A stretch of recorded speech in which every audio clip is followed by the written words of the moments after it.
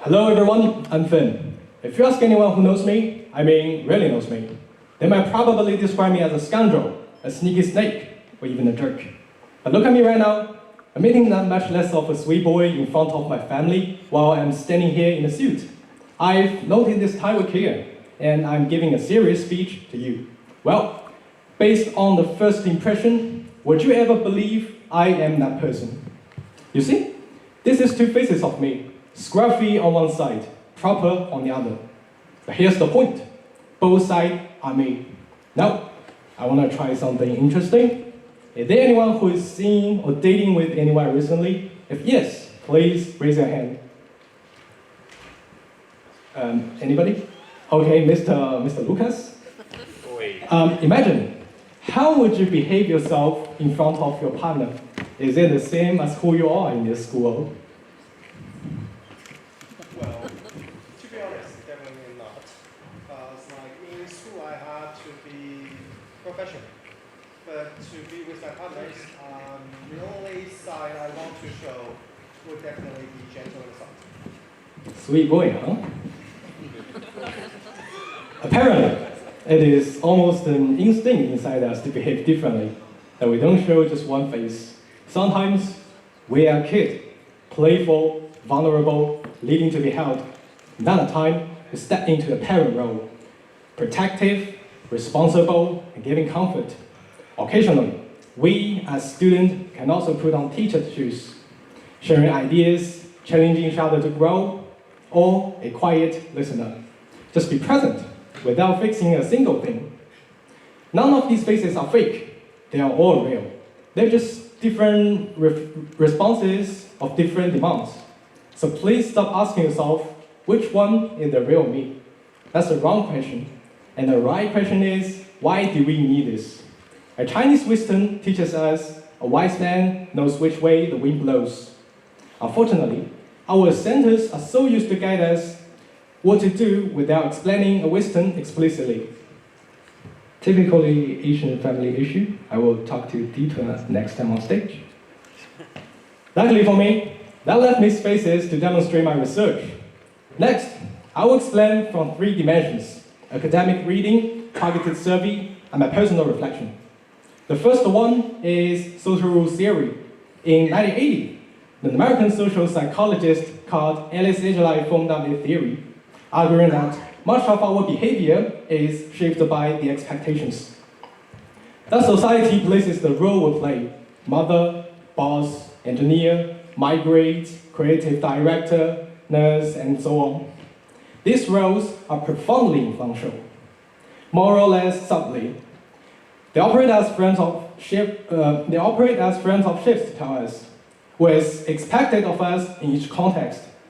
As much as the theory aims us to study stereotypes and gender issues, it hinted me that the power of social rule could naturally drive us to do things based on the role play. In our cultural context, we call it the role we are given or the role we are willing to take. Now, let's picture the idea in a context that we all know, which is the school uniform management in our school. Every homeroom tutor and student have argued and struggled on this. Yet, I still think some of you are not wearing school uniforms today.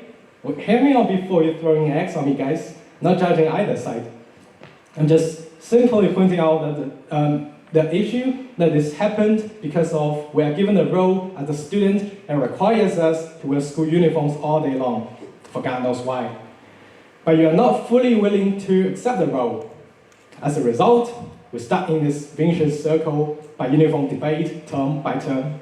Now, let's rewind a bit, set aside other issues. Don't you think when we all accept the role we are now is the first step to change the role we are given?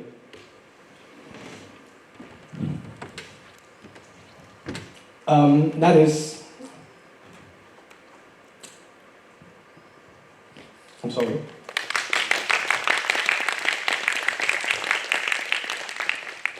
After all, we can't completely reject the role, as long as we are humans living in a man-made social network. The second one is a targeted survey I've conducted within the school. During the past few months, I've interviewed and chatted multiple people here. I've asked Ms. Rini, Mr. Manuel, and Andy. Ms. Rini uses mirrors treatment, and Mr. Manuel uses attitude, shifting from families, students, and friends. Andy says he's the same to all. Yet, consistency is also a chosen face too. But even when you face with the same person, the energy of us could still change our face. That bringing me to my final point.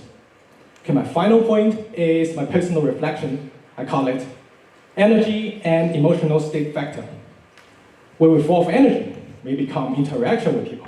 When we're exhausted, we may become quiet. These internal shifts can lead us from one moment to the next. I think that is much more subjective, thus sometimes dominating. I'm pretty sure that you all experienced noisy offices and the classrooms, no matter how tired you are. So you want to scream out, but you maintain decency. That is because you're willingly to act your role out. And I do want to thank you all for that.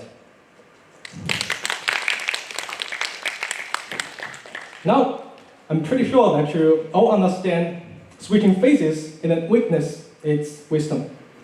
But some of you might be thinking, I am tired. I don't want to pretend anymore. I hear you. Here's what I want you to remember. No matter which face you wear, a mother, a child, a friend, none of these faces are fake. They're just different versions of your real self. So I say, I want it to change, but I don't know how. Here's a simple way. Stop and breathe. Before, ask yourself, what's my next role? A mother, a child, a son?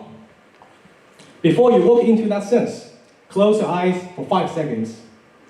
Feel it, believe it, really believe it. Your mind will follow, and you will get used to it. Now, I want all of you imagine that you're a very obsessive audience sitting here today, and you want to clap your hands for me in the end of my speech. Okay? All right. But here's what nobody talks about. All this switching creates initial friction. You may become exhausted. You may become lost. You wonder, which face is the real me? I want you to know that is completely normal. Everyone who feels or who lives deeply feels it. It doesn't mean you are broken. It means you are trying.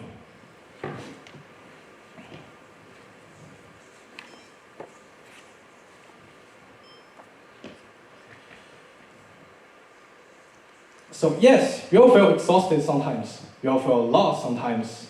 And you ask yourself, which face is the real me? They are all real. You don't have to choose. You just have to show up. Because every time you switch, you are not betraying yourself. You are expanding yourself. Be a better son, a wiser friend, a stronger partner. That is not pretending. That is growing. So next time you feel exhausted, just tell yourself, I am not fake. I am not broken. I'm just someone who lives fully, loves deeply, and tries in everything with every face. And for those who freeze before walking into a room, start small. Tomorrow, before you become a student, a parent, or an employee, decide, pick one face. Believe it, wear it like a coat, and finally walk in. Because the world doesn't need you to have one face. The world needs you to be brave enough to wear them all and be wise enough to have the rest when it is heavy. Next time, you won't call it switching faces anymore. You will get used to it, you will get good at it, and you will call it freedom. You will call it being fully alive. Thank you all.